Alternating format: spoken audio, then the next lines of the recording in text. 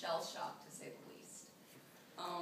So I started researching and looking to some people in the movement and looking to past women's movements. I didn't really find anything inside the movement, any kind of women that really spearheaded any kind of organization towards women. There were a few, but they had failed for multiple different reasons.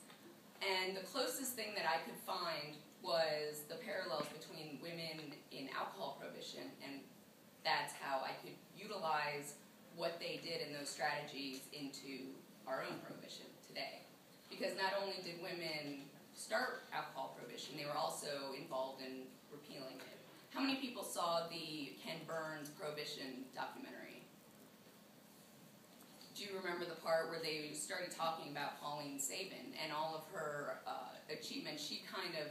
She was the one who really brought the whole movement into the mainstream. And that was what I realized was that's what it was going to take for marijuana reform to really move into the mainstream, was the mom stamp of approval. The women needed to talk about it. We needed straight-edge soccer moms to come out and say that marijuana prohibition is a failure and we need to do something to change the status quo and legalize it.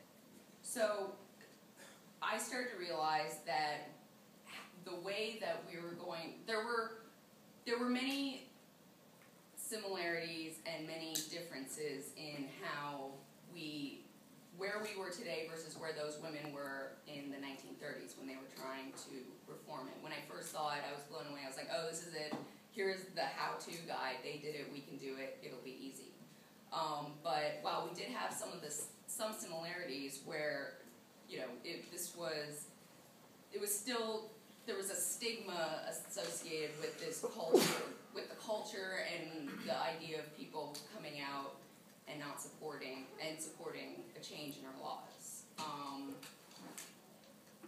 We kind of followed their system of declaration of principles. They're a nonpartisan group, and just like normal, which I don't think they emphasize enough, but I do, that we're not nonpartisan, and we come from all spheres of life, all political ideologies, all socioeconomic statuses, just entirely inclusive of women. The difference was that the women back then had a lot of money. They were very, very wealthy. So they were able, their husbands were heads of organizations, they were heads of businesses, banks. They were society women. And so they put the full force of their money and their status and their political connections behind them to really push this issue over the edge and really work to repeal it. That is where our difference is. Clearly, the drug reform movement, the marijuana reform movement, we don't have socialites and heiresses and highly politically connected people to come together and make an impact in that way. But what we do have is a lot of people. We have a lot of human resources, and we have the ability to harness that and organize in a way that can be more effective than what these women had. This is where the difference between what they did was they took their wealth and moved it into a grassroots movement, which is what, without the wealth, we're still moving it into a grassroots movement. We're organizing people all across the country so women can be community representatives. The groups are pretty autonomous. They aren't chapters. They're just, the main goal is just get these women in a room together and talk to each other, because once they do that, they feed off the energy and it's game over. They'll decide that they want to do something, and they're going to do what's appropriate in their community to bring attention to this issue. And it's different in every region. If you're in California, you can have a fundraiser at a dispensary. But if you're in Tennessee, you can't really have a culturally related event if you want to get these moms and these women that are generally afraid to come out and be stigmatized by this. So what we're trying to do is put women together in different ways. And one of those ways that we are working on is a sister-to-sister program that we're doing with Students for Sensible Drug Policy, which is something that Brooke has been spearheading. And I will turn the table now to Brooke to discuss this one program.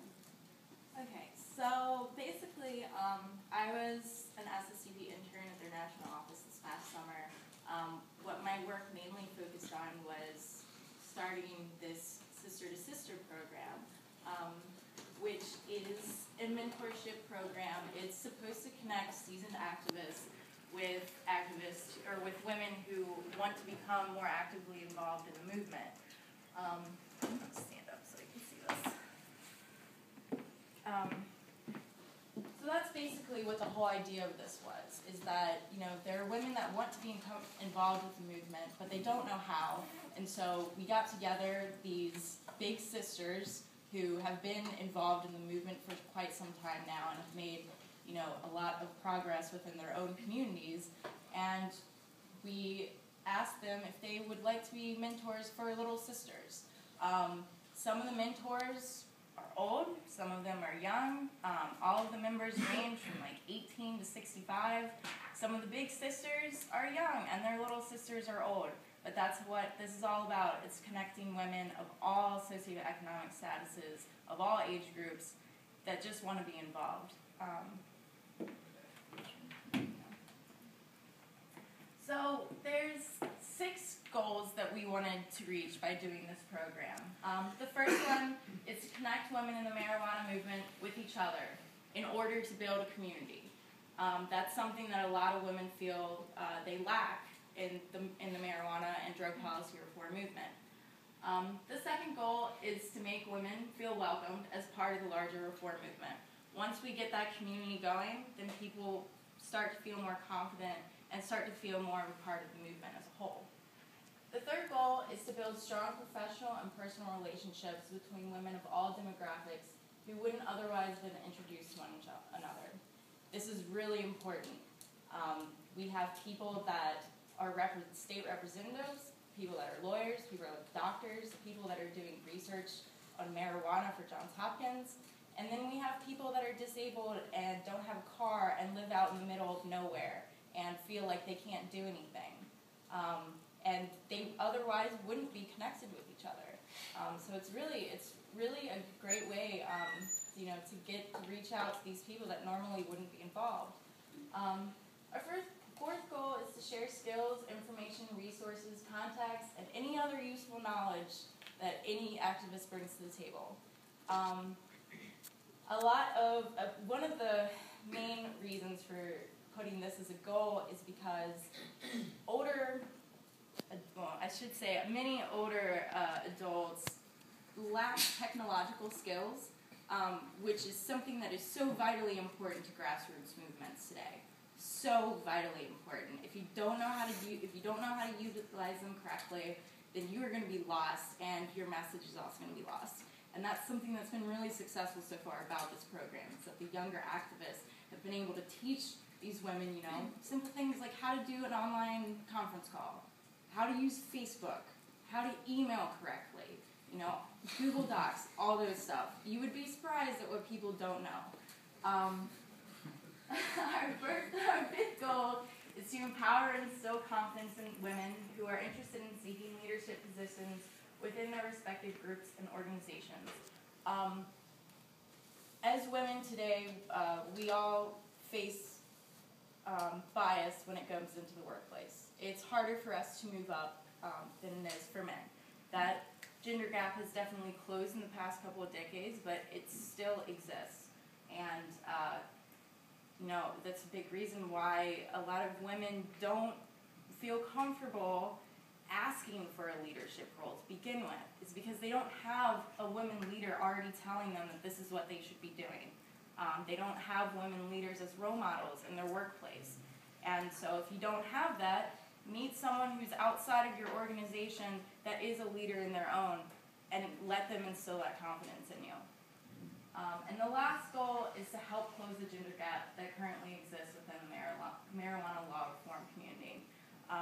Like I said, it still exists in any workplace environment, I would say, and that's definitely, that is the biggest goal, is that we want it to be known that women care about this issue just as much as men do. And we care about the same reasons, and, not all of us are like the high-time cannabis Miss High Times winner of the year. You know what I mean?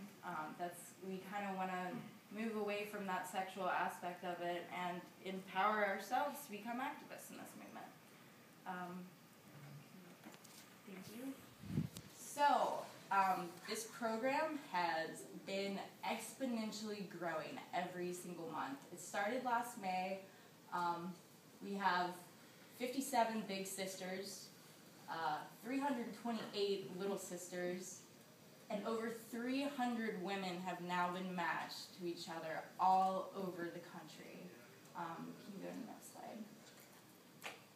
And click on that. I just wanted to give you guys a visual idea of how big this movement is growing and how dispersed it is.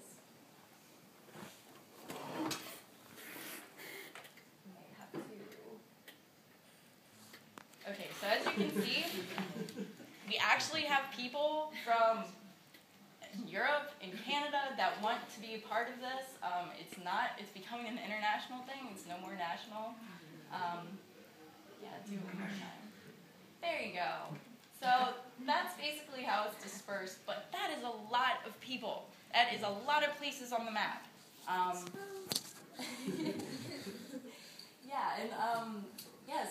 That's a lot of people. That's a lot of people that can be reached in so many different places.